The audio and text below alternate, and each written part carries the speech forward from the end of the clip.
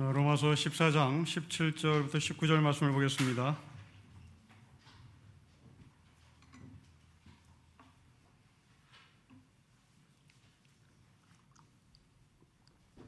(14장) 17절부터 19절의 말씀을 한 절씩 교독하겠습니다. 하나님의 나라는 먹는 것과 마시는 것이 아니요 오직 성령 안에 있는 의와 평강과 희락이라.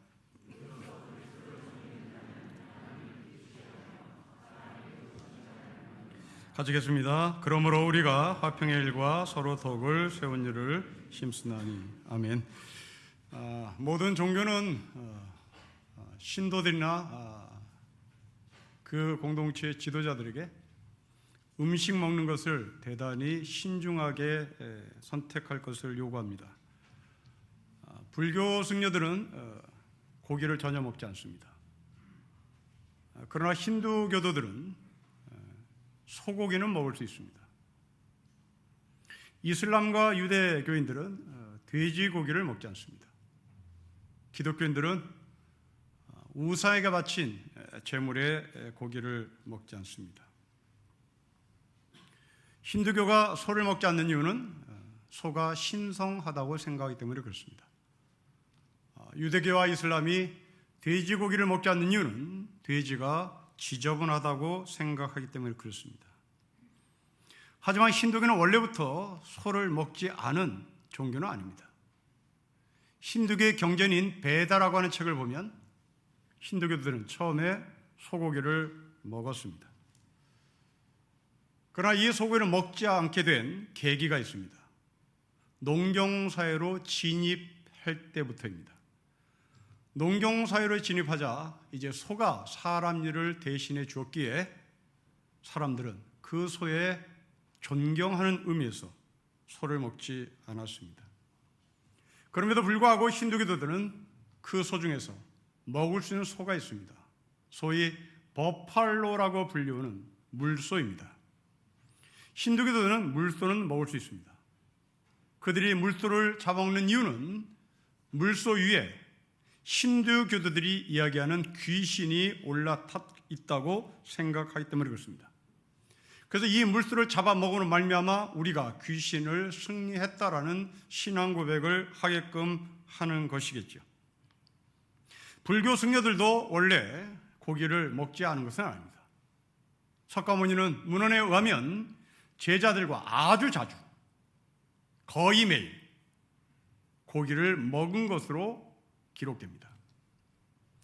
그러나 이 고기를 먹는 불교가 그 전승을 그대로 이어서 지금도 불교인들 가운데, 불교 승려들 가운데 고기를 먹는 불교 승려들이 있습니다. 소위 소승불교권에 있는 나라의 승려들입니다.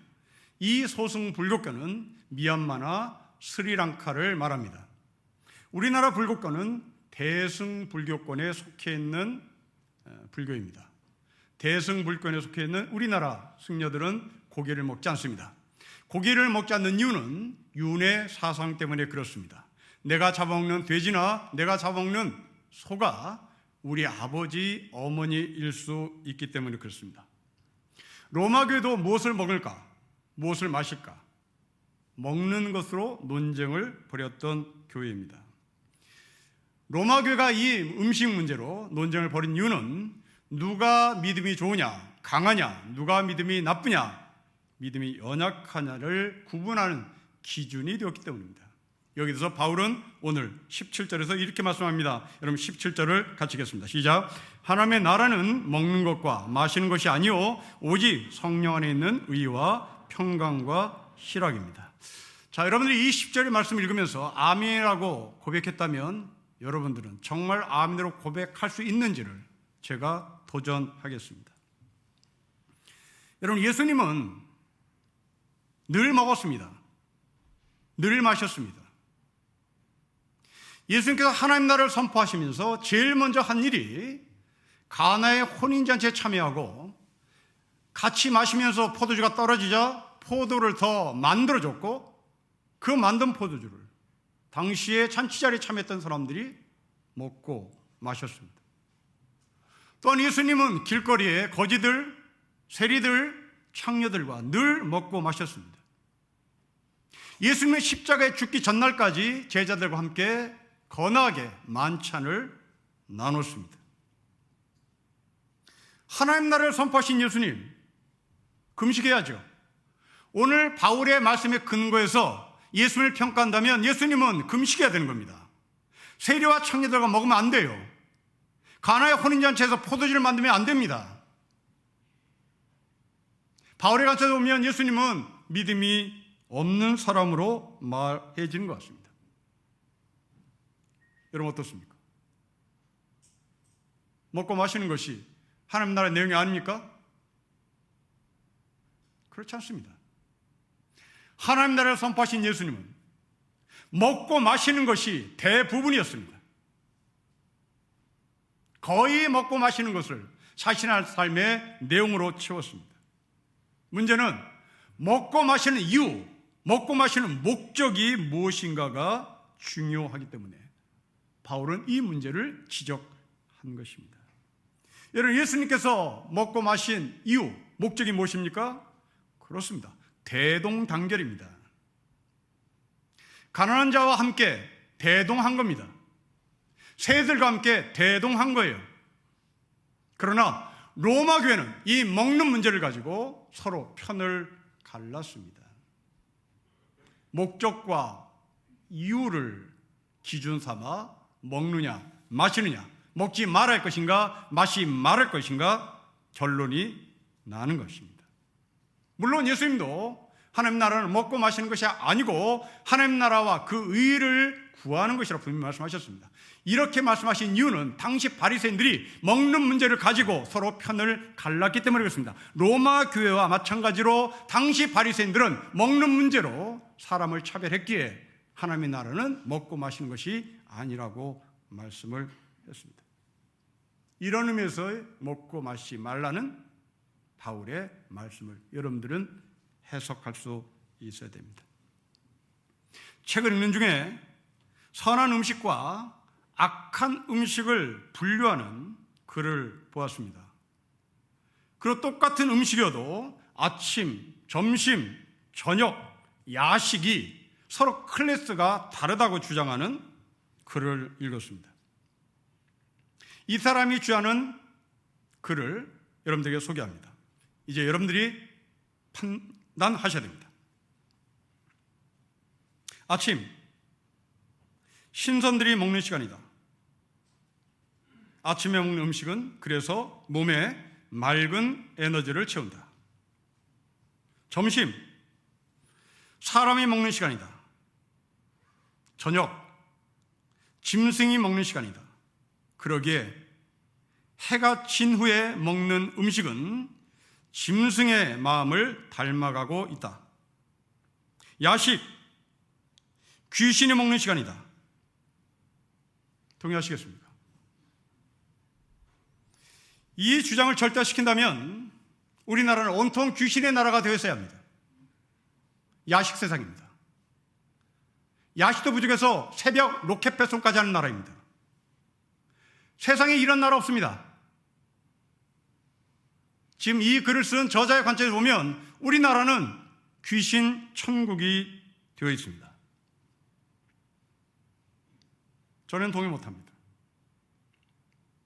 여러분 건강을 위해서 야식을 하든 하지 않든 그것은 여러분이 건강을 위해서 하면 되는 겁니다. 바울은 먹고 마시는 것 때문에 귀신의 나라가 되는 것이 아니라 하나님의 나라가 되는 것도 아니라 하나님의 나라는 이렇게 채워져야 한다고 말합니다. 여러분 17절 말씀을 다시 읽겠습니다. 시작. 하나님의 나라는 먹는 것과 마시는 것이 아니요 오직 성령 안에 있는 의와 평강과 희락입니다. 여러분 저는 이 10절의 말씀을 분리해서 읽고 싶지 않습니다. 10절의 말씀을 이렇게 읽겠습니다. 하나님의 나라는 먹고 마시는 나라인과 동시에 의와 평강과 희락입니다. 왜냐하면 예수님은 먹고 마셨기 때문입니다. 그리고 예수님은 또 하나님 나라와 그 의를 구하라고 말씀하셨기 때문입니다. 자, 여러분 예수님의 삶을 정리해 보십시오. 예수님은 3년의 공생애를 사셨습니다. 이 3년의 공생애를 다시 구분해 봅니다. 세 개의 서로 다른 사역들이 우리 눈에 보입니다. 첫째, 갈릴리서의 사역입니다. 이 갈릴리 사역은 주로 고치는 사역을 했습니다. 배고픈 자에게 배분을 주는 사역이었습니다. 아픈 자에게 병 고치는 기쁨을 줬습니다. 늘 약자를 위해서 버팀목이 되어진 사역이 주로 갈릴리에서 이루어졌습니다. 두 번째 사역입니다. 이제 제자를 모으고 갈릴리에서 예루살렘을 해서 가는 시간입니다. 갈릴리에서 예루살렘으로 가는 동안에 예수님은 제자들에게 병 고치는 사역을 보여주지 않았습니다. 예수님이 제자들에게 하나님 나라에 대한 비밀을 가르쳐줬습니다. 소위 제자 훈련을 했습니다. 이 제자 훈련을 했을 때 제자들은 하나님 나라를 깨닫고 기뻐했다고 성경이 기록합니다. 세 번째 사역입니다. 예루살렘에 들어간 예수님은 예루살렘 성전의 장사치들의 장사하는 모습을 보고 분노해서 상을 뒤엎어버렸습니다. 예수님의 사역입니다. 예수님은 이 사역을 하실 때 제일 먼저 선포는 하나님 나라가 가까이 왔다라고 했습니다. 여러분, 이 하나님 나라는 단어를 여러분들이 유심히 보셔야 합니다. 성경은 하나님 나라라는 표현을 쓰기도 하고 또 때로는 천국이라는 단어를 쓰기도 합니다. 이 단어는 같은 단어 아닙니다. 이것은 완전히 다른 단어입니다. 성경 헬라어 원문도 완전히 다릅니다. 영어로 표현해 보겠습니다. 하나님 나라는 킹덤 오브 갓입니다. 천국은 킹덤 오브 헤븐입니다. 주체가 다릅니다. 예수님께서 우리에게 가르친 주기도문은 천국이 임하기를 원하지 않습니다. 하나님 나라가 임하기를 원합니다. 킹덤 오브 갓입니다. 킹덤 오브 갓은 무슨 말입니까? 당시 로마 황제를 대항해서 나온 단어입니다. 당시 세계를 제패하고 세계를 통치했던 존재는 황제입니다. 그래서 킹덤 오브 갓입니다. 킹덤 오브 로마입니다. 이 킹덤 오브 로마에 대항해서 예수님은 킹덤 오브 갓을 외친 겁니다. 이로 인하여 로마는 예수를 십자가에 죽이는 거죠. 킹덤 오브 로마에 대항한 킹덤 오브 갓이라고 외쳤기 때문입니다. 현재의 하나님 나라, 현재 하나님의 통치하신 나라, 현재 하나님께서 우리 안에 들어오셔서 우리를 인도해 나가시는 나라를 외쳤습니다. 천국은 무엇입니까? 천국은 킹덤 오브 헤븐입니다. 하늘나라 가는 겁니다. 먼 미래 이야기입니다. 소위 종말의 이야기입니다. 마태, 마가, 누가, 요한복음에 똑같은 비유를 마태가, 마가가, 누가가 말할 때 마태는 천국이라고 말합니다. 누가는 하나님 나라라고 말합니다. 보는 관점이 완전히 달랐다는 얘기입니다. 똑같은 비유여도 그 비유가 바로 지금 이 세상에 임하기를 원하는 관점에서 글을 썼던 누가는 그것을 하나님 나라라고 비유했습니다.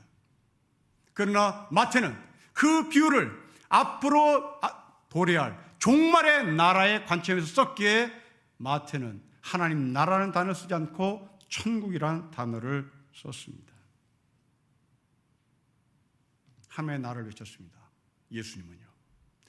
하나님 나라를 진 예수님은 갈릴리 사역을 치유하면서 사람들에게 어려움을, 위로를 줬습니다. 하나님 나라를 외친 예수님은 갈릴리에서 예루살렘으로 가는 동안 제자들을 이성으로 하나님 나라 내용을 가르쳤습니다. 하나님 나라를 외친 예수님은 예루살렘에서 성전의 장사꾼들을 뒤엎었습니다. 자, 이 세 가지의 사역이 17절에 그대로 녹아져 있습니다. 여러분 17절 말씀을 다시 보십시오. 의, 평강, 희락입니다. 예루살렘 성전을 뒤엎으신 예수님 의입니다. 그리고 힘든 자, 가난한 자, 배고픈 자에게 먹을 것을 주신 예수님은 평강을 주십니다. 하나님 나라가 무엇인지 가르침을 받았던 제자들은 그 가르침을 깨닫고 기뻐한 희락을 얻었습니다. 하나님 나라의 내용입니다. 사랑하는 성도 여러분, 여러분들 하나님이 여러분 안에 계신다고 고백하는 하늘나라의 성도입니다. 그것은 곧 내 안에 계신 하나님이 나를 통치하고 계신다는 고백입니다. 그렇다면 내 안에서 나를 통치하시는 하나님은 여러분에게 의와 평강과 희락을 요구하십니다. 저는 여러분에게 묻습니다. 하나님 나라로 시작된 하나님께서 나를 통치하시는 하늘의 성도가 된 여러분 안에 의와 평강과 희락이 자리 잡고 있는지 묻습니다. 우리는 예수 믿는 목적이 누군가에게는 평강입니다. 누군가에게는 희락입니다. 저는 여러분들에게 의가 어느 정도 되느냐, 평강이 어느 정도 되느냐 묻지 않습니다. 그렇게 높으냐 낮으냐 그것은 다음 문제입니다. 여러분 안에 이 세 가지가 균형 잡게 자리 잡고 있느냐는 겁니다. 아니 균형이 잡지 못해도 의라고 하는 씨가 남아 있느냐 문제입니다. 평강이라는 씨가 남아 있느냐는 문제입니다. 예루살렘 성전의 장사꾼들을 뒤엎은 하나님의 의가 여러분에게 있느냐는 겁니다. 안타깝게도 한국교회 교인들은 평강만을 외칩니다. 내 안에 내면의 세계에 기쁨만을 요구합니다. 이 땅의 목사들은 이 세 가지의 균형 잡힌 설교를 포기하고 오직 예수 믿고 내 안의 평강, 오직 내면의 기쁨, 그것이 예수 그리스도를 믿는 목적이라고만 이야기를 합니다. 누군가는 의만 주장한 나머지 지적질만 하고 다니고 평강과 희락을 생략하는 사람도 있습니다. 마틴 로이즈 목사의 경험담입니다. 어느 교회에 기도회 설교 부탁을 받고 설교를 하러 올라갔습니다. 로이즈 목사가 선택한 성경 본문은 사도행전 성전 미문 밖에 앉아서 구걸했던 안진뱅이를 고친 베드로와 요한의 이야기였습니다.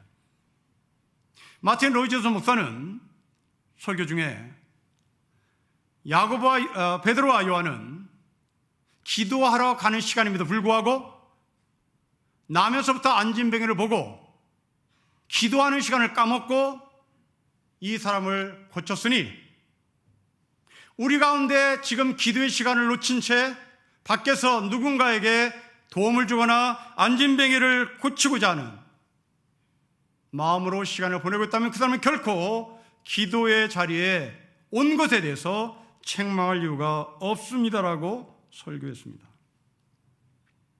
그리고 덧붙이기를 성도들은 자기 자신만을 생각하거나 아니면 특별한 집회만이 중요하다고 생각해서는 위험한 일입니다. 그렇게 설교를 하고 내려왔습니다. 예배가 마친 후 어느 젊은 여성 2명이 로디 전소에게 찾아와서 물었습니다. 목사님은 지금 기도에 나오지 않아도 된다고 설교를 하신 것이냐고 물었습니다. 이 여성은 신앙의 균형을 놓친 사람입니다. 만약 우리가 이 여성에게 별명을 지어준다면 이 여성은 기도원파라고 말할 수 있겠죠. 기도원파들은 세상이 죽는지 관심 없습니다. 기도원파들은 남이 쓰러져 죽는지 관심 없습니다. 오직 기도원파들은 기도만 하면 된다라고 생각합니다. 손석희라는 앵커가 뉴스 중에 인용을 해서 유명해진 말이 있습니다. 브라질 대주교의 말입니다. 가난한 삶을 돕자고 하면 사람들은 신부인 나를 성자라고 한다. 하지만 가난을 낳는 구조를 바꾸고자 하면 사람들은 신부인 나를 빨갱이라고 한다. 우리 한국교회죠. 산동네 사람들에게 쌀을 가져다 주자 성자 목사라고 얘기합니다. 그러나 대우조선소의 하청 노동자들을 위하여 우리는 어떤 행동을 할 것인가 외치면 갑자기 빨갱이 목사가 되는 겁니다. 둘 다 가난한 사람이고 둘 다 연약한 사람이고 둘 다 소외받은 사람에도 불구하고 우리는 왜 쌀을 나눠주자고 하면 성자고, 가난한 노동자들의 구직의 문제를 해결하자고 하면 빨갱이가 되나요? 그 다음에 예수님이 빨갱이입니다. 성전에 장사하는 사람들 뒤 엎었기 때문입니다. 여러분, 예수님을 빨갱이라고 하는 글을 한번 써보시길 바랍니다. 그리고 이 빨갱이가 우리에게 어떤 의미인지를 다시 한번 확인해 보시길 바랍니다. 예수님은 바리새인 앞에 종교 전통을 뒤엎으려고 노력했습니다. 바리새인 입장에서 예수님은 불순분자여, 예수님은 당시에 빨갱이였습니다. 사랑하는 신령교 성도 여러분, 여러분들은 예수님을 믿는 사람입니다. 갈릴리에서 사역을 하신 예수님의 사역 소중합니다. 갈릴리에서 예루살렘으로 가는 동안 체제되겠던 사역 대단히 소중합니다. 그리고 예루살렘에 가서 기득권자들과 함께 싸운 하나님의 나라의 의를 위했던 이 사역도 대단히 소중합니다. 이 세 가지의 사역, 여러분들 가운데 있는지를 묻습니다. 한국교회는 너무나 갈릴리 사역에만 치중되어 있습니다. 여러분들은 성경에 대한 지식도 없습니다. 갈릴리에서 예루살렘으로 가는 과정 속의 삶도 없습니다. 이 세 가지의 균형이 여러분 삶 가운데 있었으면 좋겠습니다. 어느 것 하나 소홀히 할 수 없습니다. 모두 소중합니다. 왜요? 여러분 18절 말씀을 다시 보십시다. 같이 읽겠습니다. 시작. 이로써 그리스도를 섬기는 자는 하나님을 기쁘시게 하며 사람에게도 칭찬을 받아야 하는 것이기 때문에 그렇습니다. 기도원파가 중요한 것이 아닙니다. 기도원파라면 그 기도를 들고 세상 아래로 내려와야 하는 겁니다. 기도 시간에 내 눈에 안진뱅이가 있으면 그 안진뱅이 옆에 서 있어야 하는 겁니다. 여러분, 이 18절을 그림으로 그려보십시오. 이 18절은 곧 십자가가 그려집니다. 하나님과 우리 사이의 기도가 소중합니다.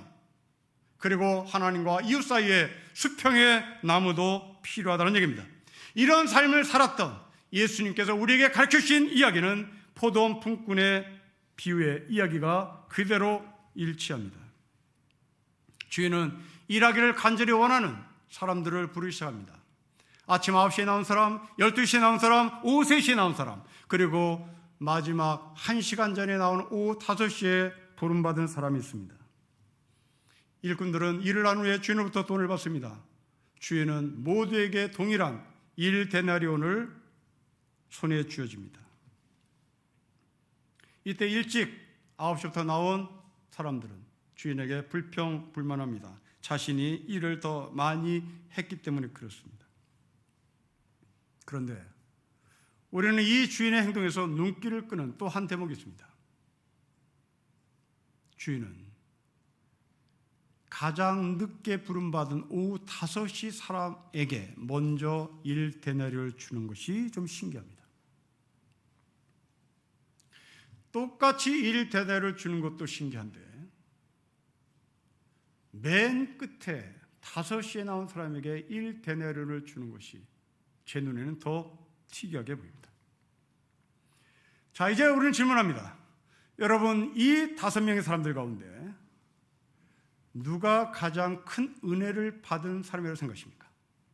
아마도 여러분들은 오후 5시에 부름받은 사람이 가장 큰 은혜를 받았다고 생각할 것입니다. 천만의 말씀입니다. 여러분들은 그러기에 감정적인 기독교인이란 말 듣는 겁니다. 여러분들이 감동과 감정만을 자꾸 얘기하는 기독교가 여러분 속에 들어갔기 때문에 그런 겁니다. 여러분 생각해 보십시오. 이 5명 중에 가장 마음 편하게 하루를 지낸 사람이 누굽니까? 오전 9시입니다. 이 사람이 가장 행복한 사람입니다. 이 사람은 내일을 걱정할 이유가 없었습니다. 아침 9시부터 몸은 고달프지 몰라도 마음은 너무나 편했던 겁니다. 내일이 약속되어 있기 때문에 그렇습니다. 그러나 오후 5시에 부름받은 사람, 내일 굶을지 내일 죽을지 우리는 모르는 겁니다. 감동과 감개의 관점에서는 오후 5시 사람이겠죠. 그러나 실존의 관점을 보십시오. 실존의 관점에서 여러분이 월급 받는 관점을 보십시오. 여러분, 이 이야기를 우리 신앙인의 관계로 다시 접목해 보십시다. 모태 신자가 은혜 받은 사람입니까? 중간에 예수를 믿는 사람이 은혜를 받은 사람입니까? 감동과 감교로 가면 또 중간에 예수를 믿는 사람이죠. 그러나 실존의 관점을 보십시오. 누가 은혜를 받은 사람입니까? 모태 신자입니다.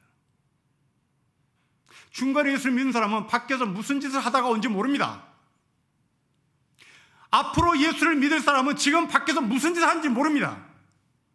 그러나 적어도 모태 신자는 교회 와서 졸든지 교회에서 딴 생각을 하든지 앉아 있었습니다. 누가 더 큰 은혜 받은 사람입니까? 감동과 감격의 차원에서는 오후 5시지만 실존의 관점에서는 모태 신자입니다. 이제 두 번째 질문입니다. 왜 주인은 맨 나중에 온 사람에게 먼저 일 대나를 줬는가 하는 겁니다.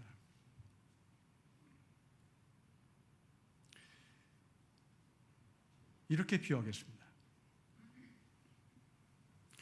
여러분, 군대 생활하신 남자 성도 여러분, 병장이 행복한 사람입니까? 이등병이 행복한 사람입니까?